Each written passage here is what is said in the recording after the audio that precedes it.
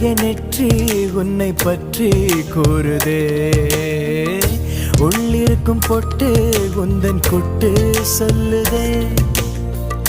என்னுடைய பார்வை கழுகு பார்வை தெரிஞ்சுக்கோ. எனக்கு இருக்கும் சக்தி பராசக்தி புரிஞ்சுக்கோ. கால் கொலுசு தான்